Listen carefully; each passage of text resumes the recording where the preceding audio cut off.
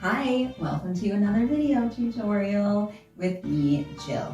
On YouTube, I do shorter, like 5-10 minute tutorial videos. I do have a freebie dance class, a 30-minute choreography class, which is in the links below this video. You can click to access it and get more of a taste of what learning is like with me.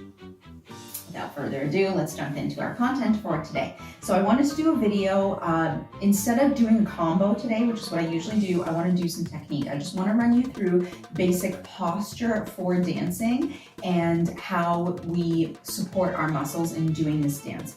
Belly dance, also known as Oriental dance, Sharki in Arabic, is very different than how we're used to moving in the West. It requires grounding and softness from your joints and support. Whereas you see a lot of people walking around like this in Western culture because you're trying to expand your chest and take up space and be masculine because that's what we do. But it really pulls you out of your feminine, which is what my company, what my branding is all about. So that's why I'm talking about that right now. And the healing powers of the feminine. Please check out my other videos if you want to learn more about that and what I have to say about masculine and feminine and how healing it can be to step into our feminine using belly dance. So anyways, if you jump into dancing without addressing having proper posture, you can put a lot of strain on your joints. So I'm gonna run through basic posture and then a few really basic isolation movements for you to get started with. So our basic posture for this dance is I want my feet about hip width apart or a little bit closer.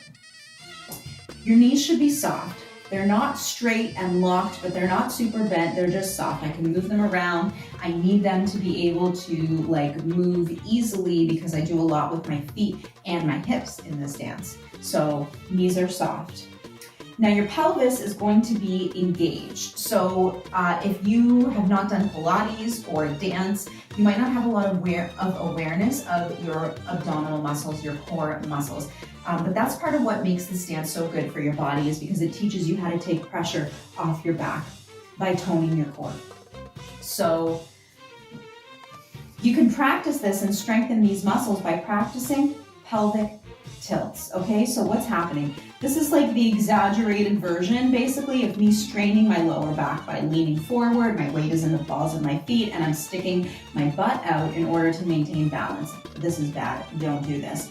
Bring your spine into alignment by contracting your abs. I'm not clenching them, but they're activated, right? I'm aware that they're there and they're supporting me. So when you're relaxed, your tailbone points back. Well, now it's really pointing back. Now it's kind of halfway.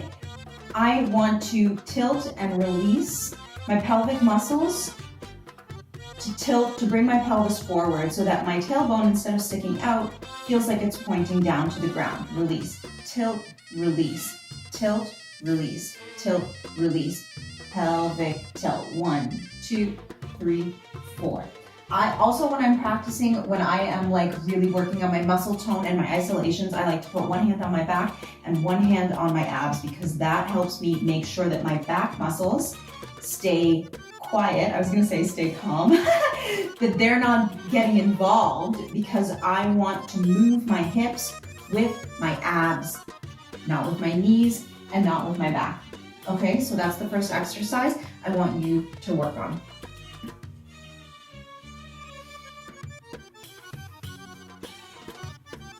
The next thing I want you to do, now that we have our basic lower body posture in place, is to work on pulling your hips from side to side. There's 2 side-to-side isolations that we can work on. So this one is more isolated. I'm keeping my body in line with this center, with my spine. It's as if there's a vertical line that goes from between my feet, through my spine, up through the top of my head, and I'm pulling my hips to either side of that line. And that line represents my center of gravity and where I maintain my balance. So I'm only pulling my hips as far as my flexibility will allow. My weight stays even between my 2 feet and my core is engaged. My shoulder blades are squeezed together and my arms are up for balance. Good. That's the second exercise I want you to work on.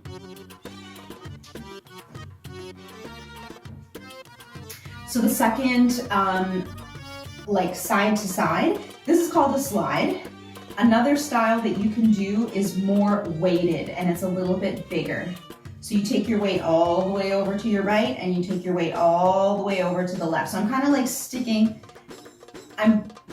you're seeing more and more is happening with my hips because I'm taking my weight all the way over to one foot. I'm on my left foot right now. I can pick my right foot up off the ground and nothing moves. My left leg is stable, my core is engaged, my shoulder blades are squeezed together, my head is up, my arms are engaged. Isn't dance fun? It's so good for your brain because it really requires a lot of multitasking.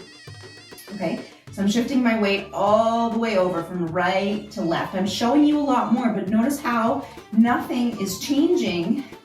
The only thing that's changing is you're seeing my feet move and you're seeing me cover more distance with my hips. My upper body is quiet. My knees are not doing anything. This is going to help you tone your core.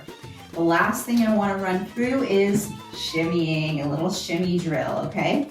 So there are a lot of ways to shimmy, and in my last video, in my last reel, I posted a little thing being like, just shake your butt and have fun. And then I said, but make sure you use your core so you don't hurt your back. So this is how you do it. So make sure that your core is engaged and your knees are soft. Now practice slowly first, hitting one thigh to the front of the room after the other. Build up that muscle control and what it feels like in your body to support your hips and your back as you move. Do it slowly first, and then you can speed it up.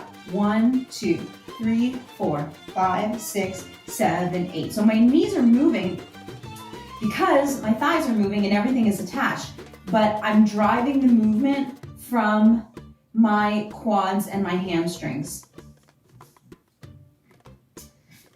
It's a little hard to see because I'm wearing black. Let me come a little closer.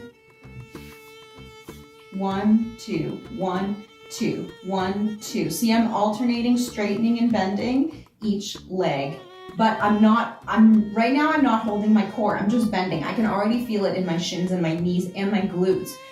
You shouldn't squeeze your glutes when you're shimmying. The more jiggle you feel, the better. It's all in the quads, baby. Okay, so this is me doing it loose and big to show you the movement and using my knees. This is me using my quads and hamstrings to do the movement, okay? So you're gonna go 1, 2, 3, 4, 5, 6, 7, 8. Again, 1, 2, 3, 4, 5, 6, 7, 8. Now we can speed it up to a medium pace. 1, 2, 3, 4, 5, 6, 7, 8. 1, 2, 3, 4, 5, 6, 7, 8. Keep holding that core. 3, 4, 5, 6, 7, 8. Keep breathing. 1, 2, 3, 4, 5, 6, 7, 8. Then you can take it up to full speed and practice how that feels. The more you practice it this way, the bigger it will get. And of course, right now, I'm wearing black. It's a dark background. You can't really see a ton of what's happening because, especially when I'm keeping my feet hip width apart or more narrow, the shimmy is very subtle. If I want it to be bigger, I would change it from this style to really going over from one side to the other. So that's something else you can practice is take your lean all the way over to one foot and then practice shimmying. You can make it really hard by just trying to shimmy that one leg or you can shimmy on both. Right, and that's the next thing. Next time we'll do layering. For now, I just want you to practice these few things, okay? You've got your tilt, slide, shift your weight all the way, and drill your shimmies, okay? That's it for our mini video for today. All the information about my classes are in the links below, as well as that 30-minute freebie. If you want to try that, that's in the links below. Thank you so much for being here. Happy practicing. I offer online group belly dance classes. Get your friends together and learn how to belly dance from the comfort of your home. If you are in Halifax, Nova Scotia, I can come to you in person. I don't think that we should allow online teaching to restrict us, and I want my services to be available to as many people as possible. You can cast me onto the TV, so I'll be nice and big. I've done a lot of learning myself over Zoom, and it works. So, see you soon.